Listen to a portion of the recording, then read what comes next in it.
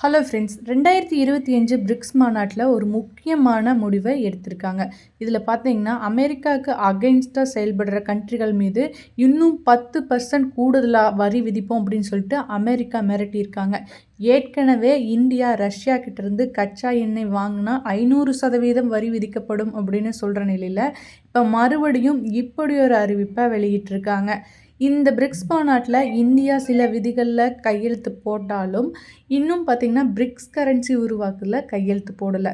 So இதனால் இந்தியாவுக்கு என்ன லாபம் அப்படிங்கிறதையெல்லாம் நம்ம டீட்டெயில்டாக பார்க்கலாம். இந்நிலையில் தான் அமெரிக்கா எங்களுக்கு அகைன்ஸ்டாக செயல்படுவதற்கு 10% வரி அதிகமாக போடுவோம் அப்படின்னு மிரட்டியிருக்காங்க. சோசியல் மீடியாவில் பிரிக்ஸ் எதிர்ப்பு கொள்கைகளுக்கு எந்த நாடு உடன்பட்டாலும் அவர்களுக்கு கூடுதலாக 10% வரி விதிக்கப்படும். இந்த கொள்கையில் எந்த விதிவிலக்கும் இருக்காது. இந்த விஷயத்தில் உங்களுக்கு கவனத்துக்கு கொண்டு வருவதில் நன்றி செலுத்துகிறோம் அப்படின்னு குறிப்பிட்டிருக்கிறாங்க. பிரிக்ஸ் மாநாட்டில் நிறைய முக்கியமான தீர்மானங்கள் கொண்டு வந்தாங்க. இது பிரகடனமாகவும் அறிவிக்கப்பட்டது. இதில் இந்தியாவும் கையெழுத்திட்டிருக்காங்க.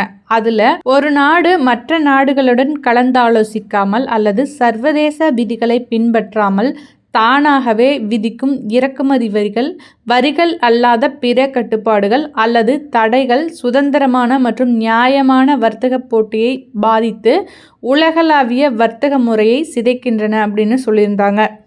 ஸோ இதில் சர்வாதிகாரமாக யாரை பற்றியுமே யோசிக்காமல் அவங்களே ஏதாவது கண்டிஷன் போடுறதுக்கு அகெயின்ஸ்டாக தான் இந்தியா சைன் பண்ணியிருந்தாங்க.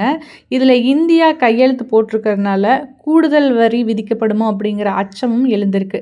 ஏற்கனவே இந்தியாவுக்கு 26+10 என மொத்தம் 36% அளவுக்கு வரி விதிக்கப்பட்டிருக்கு.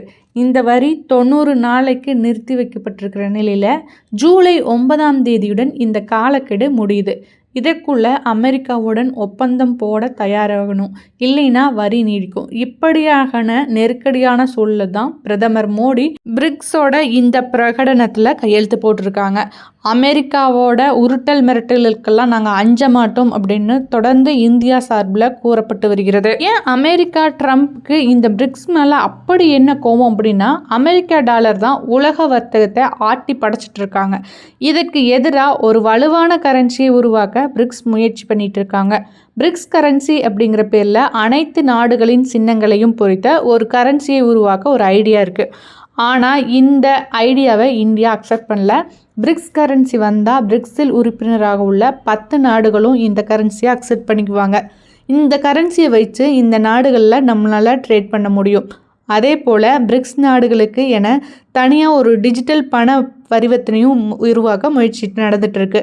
பிரிக்ஸில் சீனா ரஷ்யாவோட ஆதிக்கம் தான் அதிகமாக இருக்குது. ஆக இதெல்லாம் இந்த அமைப்பின் மீதான ட்ரம்ப்போட கோபத்திற்கு காரணம். உலக அரசியலில் டாலரோட ஆதிக்கம் முடிவுக்கு வருவது பற்றி நீங்கள் என்ன நினைக்கிறீங்க அப்படிங்கிறத கமெண்ட்ஸில் லீவ் பண்ணுங்கள்.